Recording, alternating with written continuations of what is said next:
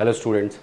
तो आज जो चैप्टर वाइज इंपॉर्टेंट डाटा जो डिस्कस करने वाले हैं, तो उसमें जो सबसे इंपॉर्टेंट चैप्टर है आपका 12th का, उसके बारे में बात हो रही है। तो सबसे इंपॉर्टेंट चैप्टर जो है आपका 12th का, वो जिसको डीएनए वाले चैप्टर भी आप बोलते हो, वो है मॉलिक्यूलर बेसिस ऑफ इनहेरिटेंस। अब मॉलिक्यूलर बेसिस ऑफ इनहेरिटेंस की बात करूँ तो ये बहुत बड़ा चैप्टर है और यहीं पर आपको ध्यान देना है कि इसमें क्या क्या कट कर सको आप और क्या लिमिटेड चीज़ें पढ़ सको, सो दैट आपका कम टाइम में ज़्यादा से ज़्यादा नंबर आप स्कोर भी कर सको। अगर मैं इस चैप्टर की बात करूँ तो इसमें लगभग 4 to 5 क्वेश्चन आने, 4 से 5 क्वेश्चन इसमें आएंगे, मतलब 20 से 25 मार्क्स का ये आपका चैप्टर है।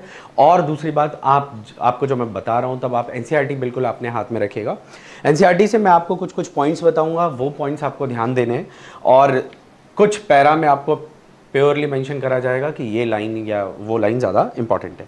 तो अगर मैं बात करूँ इस चैप्टर की, तो इस चैप्टर में जो अगर इंट्रोडक्शन देखा जाए तो चैप्टर का जो इंट्रोडक्शन है उसमें कुछ स्पेसिफिक डेफिनेशन दी हुई है, तो वो डेफिनेशन बहुत ज़्यादा इंपॉर्टेंट है। अगर आप देखोगे तो इनिशियली आपको ट्रांसक्रिप्शन, ट्रांसलेशन, ये सब समझाया गया है और ये थोड़ा सा ज़्यादा इंपॉर्टेंट है, इसको ध्यान देके चलना। नेक्स्ट अगर मैं बात करूँ आप से, तो डीएनए का डाटा। अच्छा, डीएनए का जो डाटा है वो भी, और कौन से पेज नंबर, पेज नंबर 80 पे। तो डीएनए का जो डाटा है, जैसे 5 क्रॉस 174 के लिए जो डाटा दिया हुआ है कि number of base pair, number of nucleotides, ठीक है, और इन सब के बेसिस पे जो डाटा दिया है ये थोड़ा सा ज़्यादा इंपॉर्टेंट है। और साथ में एक चीज़ और ध्यान देना कि उसी पैरा में जो डीएनए के वो डिस्क्राइब कर रहा है, उसी पैरा में एक जगह हैप्लॉइड कंटेंट के बारे में दिया हुआ है। तो आप ये ध्यान रखना कि हैप्लॉइड की जगह वो डिप्लॉइड भी पूछ सकता है ह्यूमन डीएनए के बारे में, ठीक है। नेक्स्ट उसके बाद जो टॉपिक है आपका वो है स्ट्रक्चर ऑफ पॉलीन्यूक्लियोटाइड चेन, ठीक है। तो पॉलीन्यूक्लियोटाइड चेन में वो न्यूक्लियोटाइड क्या होता है समझाता है, न्यूक्लियोटाइड किस किस चीज से मिलकर बना है। अच्छा, यहाँ पर जो बॉन्ड है ना, बॉन्ड बोले तो क्या कहते हैं, उनके जो लिंकेज है कि जब न्यूक्लियोसाइड बन रहा है तो कौन से बॉन्ड बन रहे हैं या कौन सा लिंकेज बन रहा है, न्यूक्लियोटाइड बन रहा है तो कौन सा बन रहा है, और जब दो न्यूक्लियोटाइड आपस में जुड़ते हैं तब क्या बन रहा है, ठीक है। ये थोड़ा इंपॉर्टेंट ज़्यादा है। उसके बाद आपका जब न्यूक्लियोसाइड को डिस्क्राइब करता है तो नेम चेंज हो जाता है, और न्यूक्लियोटाइड को जब डिस्क्राइब करते हैं तो जो नेम चेंज हो जाता है, और उसमें आपको यूरेसिल और थाइमीन, इन दो केस में और ज़्यादा ध्यान रखना है। तो ये डाटा आपको ध्यान रखना है, पूरा लाइन बाय लाइन इस पूरे पैराग्राफ को आपको रीड करना है। नेक्स्ट उसके बाद जो जब आएंगे तो उसमें नेक्स्ट आएगा आपके पास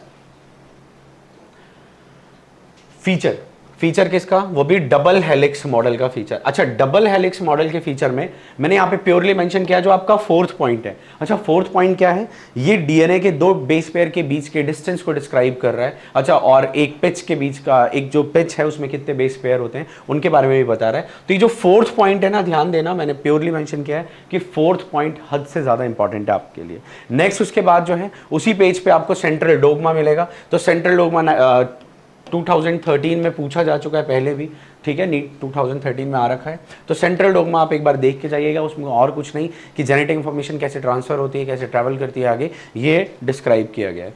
नेक्स्ट उसके बाद पैकेजिंग ऑफ डीएनए। तो पैकेजिंग ऑफ डीएनए थोड़ा सा ज़्यादा इंपॉर्टेंट है। क्यों इंपॉर्टेंट है, क्योंकि उसमें आपको हिस्टोन प्रोटीन के बारे में, हिस्टोन प्रोटीन में, अच्छा, हिस्टोन प्रोटीन पॉजिटिव होगा, नेगेटिव होगा, सिंस डीएनए नेगेटिव है तो हिस्टोन प्रोटीन पॉजिटिव रहेगा। और उस हिस्टोन प्रोटीन में ज़्यादा आपके पास क्या मिलेंगे, मतलब अमीनो एसिड ज़्यादा कौन से मिलेंगे, कौन सा अमीनो एसिड रिच है, ये आपको लर्न करके जाना है। दूसरी बात, एक चीज़ है वहाँ पर न्यूक्लियोसोम। न्यूक्लियोसोम एक छोटा सा टॉपिक है, बहुत इंपॉर्टेंट टॉपिक है। जब डीएनए पूरा रैप कर जाता है उसके ऊपर तो उसे न्यूक्लियोसोम कहते हैं। उस टाइप पे कितने बेस पेयर उसमें प्रेजेंट रहेंगे वो आपको ध्यान रखना है। नेक्स्ट उसके बाद आप आओगे यूक्रोमैटिन और हेट्रोक्रोमैटिन। सिंस आप उसके बारे में पढ़ रहे हो, क्या कहते हैं, पैकेजिंग ऑफ डीएनए के बारे में, तो पैकेजिंग, जो डीएनए पैक होता है वो प्रोटीन के ऊपर होता है। तो जो नॉर्मली पैक होता है वो हिस्टोन प्रोटीन के ऊपर होता है। वो भी हिस्टोन जो है 8 हिस्टोन एक साथ ऐड होते हैं, कहने का मतलब है हिस्टोन ऑक्टामर बनता है। लेकिन अगर मैं बात करूं तो कई बार नॉन हिस्टोन प्रोटीन भी जो होते हैं पैक होते हैं, मतलब वो नीडेड होते हैं पैकिंग के लिए, हाईली कॉइलिंग के लिए। तो नॉन हिस्टोन प्रोटीन में जो आपके पास प्रेजेंट रहेंगे वो रहेंगे यूक्रोमैटिन और हेट्रोक्रोमैटिन। लेकिन इनमें से भी ट्रांसक्रिप्शनली एक्टिव कौन है, ये थोड़ा सा आपको ध्यान देना है। ये आप याद करके जाओगे, इसमें से क्वेश्चन आने के चांसेस ज्यादा हैं।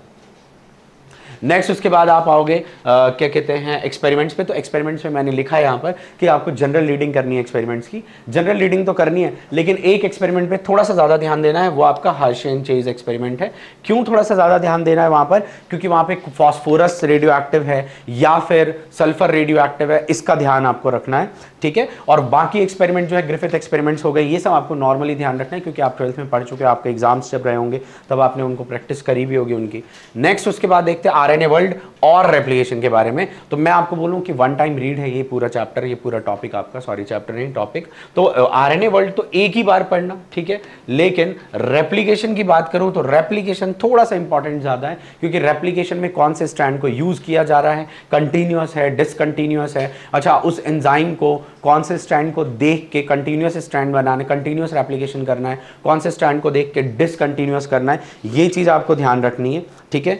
नेक्स्ट उसके बाद जो इसके बाद आपका इंपॉर्टेंट टॉपिक बनता है, हाँ रेप्लिकेशन में सब टॉपिक मैंने आपको बताया ना कि सब टॉपिक में जो रेप्लिकेशन का जो आपका टॉपिक है, तो उसमें आप एक टॉपिक ध्यान रखिएगा कि मशीनरी दे रखी है और एंजाइम के बारे में दे रखा है। तो मशीनरी और एंजाइम थोड़ा सा आप ध्यान रखोगे ज्यादा, क्योंकि उसमें क्या क्या मशीनरी यूज हो रही है, और एंजाइम जो है जो पॉलीमरेज एंजाइम है उसके बारे में यहाँ पे मेंशन किया है, तो वो आप देखोगे। नेक्स्ट उसके बाद है ट्रांसक्रिप्शन। मैं आपसे बोलूं तो ट्रांसक्रिप्शन आपके पूरे उसमें सबसे ज़्यादा इंपॉर्टेंट टॉपिक मुझे लगता है, ठीक है। ट्रांसक्रिप्शन क्यों इंपॉर्टेंट है, क्योंकि यहाँ पर आपको ट्रांसक्रिप्शन यूनिट शुरुआत में पढ़ाया जाता है, जिसके बेसिस पे आप टेम्पलेट स्ट्रैंड, कोडिंग स्ट्रैंड ये सब पता लगा सकते हो, ठीक है। कहने का मतलब है आप उससे, अगर मैं आपको कोई सेगमेंट ऑफ डीएनए दूं तो आप उससे एमआरएनए पता लगा सकते हो। और आजकल एमआरएनए पता लगाने वाला क्वेश्चन भी आ रहा है कि इसका एमआरएनए बताओ। अच्छा एमआरएनए जब बताओगे तो आपको दो चीज का ध्यान रखना पड़ेगा, एक तो एयूजी का। एयूजी क्यों? क्योंकि ये स्टार्ट कोडोन है, और दूसरा जो आपको याद रखना है वो रखना है आपको स्टॉप कोडोन का। तो आपके पास 3 स्टॉप कोडोन है, और इन दोनों के बेसिस पे आपको याद रखना है कि यहां से जो है ट्रांसक्रिप्शन स्टार्ट होगा और ट्रांसक्रिप्शन खत्म कहां होगा, वो आपको ध्यान रखना है। नेक्स्ट उसके बाद ट्रांसक्रिप्शन यूकैरियोट्स में जब आप पढ़ोगे तो उस टाइम पे ट्रांसक्रिप्शन, जब आप यूकैरियोट में पढ़ोगे तो उस टाइम पे ध्यान देना कि वहां पर है ना एंजाइम के बारे में थोड़ा डिस्कस किया गया है कि यूकैरियोट्स में जो आरएनए पॉलीमरेज 1 जो है वो किस किस को ट्रांसक्राइब करता है, आरएनए पॉलीमरेज 2 जो है वो किसको ट्रांसक्राइब करता है, आरएनए पॉलीमरेज 3। तो मैं आपसे बोलूंगा कि वो एक टॉपिक, वो जो आरएनए पॉलीमरेज 1, 2, 3 तीनों के बारे में जो दिया है वो आप बिल्कुल लर्न करके जाना, क्योंकि वहां से थोड़ा सा ट्रिकी क्वेश्चन पूछ सकते हैं। नेक्स्ट, अच्छा ये चीज़ ध्यान देना कि ये जो टॉपिक मैं बता रहा हूँ, जो आपको बता रहा हूँ, जिसमें आपको आरएनए पॉलीमरेज के बारे में याद रखना है, ये पेज नंबर आपको 95 पे मिलेगा, ठीक है। तो पेज नंबर 95 के बिल्कुल टॉप पे ये टॉपिक दिया हुआ है, आप ध्यान रखेंगे उसे, ठीक है। नेक्स्ट जो है वो जेनेटिक कोड के बारे में। तो जेनेटिक कोड में बच्चे बहुत गलती करते हैं कि वो एक एक कोडोन को लर्न करने की कोशिश करते हैं। तो आपको कोडोन को लर्न नहीं करना है, बस उसके जो कुछ की पॉइंट्स है उनको याद कर लेना है। और मैं आपसे बोलूँगा कि वहाँ पर स्टॉप कोडोन आप बहुत जल्दी, बहुत इंपॉर्टेंट है, स्टॉप कोडोन बिल्कुल याद करो। दूसरी बात जो है वहाँ पर जो बोल्ड वर्ड्स लिखे हुए हैं, कुछ बोल्ड वर्ड्स लिखे, मैं आपको पढ़ के बताता हूँ, जैसे डीजनरेट, यूनिवर्सल और इनिशिएटर कोडोन वगैरह, ये आपको याद रखने, ये आपके लिए थोड़े से ज़्यादा इंपॉर्टेंट है। नेक्स्ट उसके बाद मैं आता हूँ, अच्छा जेनेटिक कोड थोड़ा ध्यान रख के चलिएगा। नेक्स्ट उसके बाद मैं आता हूँ ट्रांसलेशन। तो ट्रांसलेशन एक ऐसा टॉपिक है जिसमें आप लाइन बाय लाइन पढ़ के जाएंगे। ट्रांसलेशन में आपको कब प्रोटीन बन रहा है कब नहीं, ये सब आपको ध्यान रखना है, ठीक है। नेक्स्ट उसके बाद मैं बात करूँ आपसे, अच्छा ट्रांसलेशन में आपको कुछ अलग से आपको वो मिलेगा, टॉपिक मिलेगा, लाइक अनट्रांसलेटेड रीजन, ये बोल्ड वर्ड मिलेगा, ये आपको ध्यान रखना है। नेक्स्ट उसके बाद regulation of gene expression. Regulation of gene expression का मतलब क्या है, यहां पर ये है, ये बता रहा है वो आपसे कि कोई भी जीन अगर है, यानी जीन बोले तो सेगमेंट ऑफ डीएनए, अगर वो है तो वो कैसे अपने आप को एक्सप्रेस करता है। तो उसी में कुछ सब टॉपिक हैं, लाइक लैक ऑपेरॉन, ठीक है। और साथ में लैक ऑपेरॉन में जो आपको पढ़ के जाना है वो स्ट्रक्चरल जीन के एंजाइम पढ़ के जाना है। 3 स्ट्रक्चरल जीन होंगे ZYA, और तीनों के एंजाइम तीनों से एंजाइम कौन कौन से बनेंगे, और एंजाइम बनने के बाद वो क्या प्रोड्यूस करेंगे, वो क्या काम करेंगे, ये आपको याद रखना है। नेक्स्ट उसके बाद आपका ह्यूमन जीनोम प्रोजेक्ट। मैं आपसे बोलूंगा कि इसमें जो डाटा दिया हुआ है ह्यूमन जीनोम प्रोजेक्ट में, वो आपके लिए थोड़ा सा ज़्यादा इंपॉर्टेंट है। डाटा किस वे में, उन्होंने बताया कि पहले प्रिडिक्शन कैसी थी उनकी जीन को लेके या डीएनए को लेके कि कितना क्या लेंथ होगा, लेकिन बाद में उनकी प्रिडिक्शन आफ्टर डिस्कवरी जो चेंज हुई, तो वो आपको ध्यान रख के चलना है। नेक्स्ट जो है आपका है, जो लास्ट टॉपिक है वो है डीएनए फिंगरप्रिंटिंग। आपको यहाँ कुछ नहीं करना, डीएनए फिंगरप्रिंटिंग में लाइन बाय लाइन आपको रीड करके जाना है, बस वहाँ पे ये वन टाइम रीड टॉपिक है। उसमें 1-2 वर्ड्स हैं, कीवर्ड्स हैं, like VNTR, variable number of tandem repeats, वो सब आपको ध्यान देना है। सैटेलाइट, जो सैटेलाइट डीएनए की बात होगी, माइक्रो सैटेलाइट्स, ये सब आपको पढ़ना है।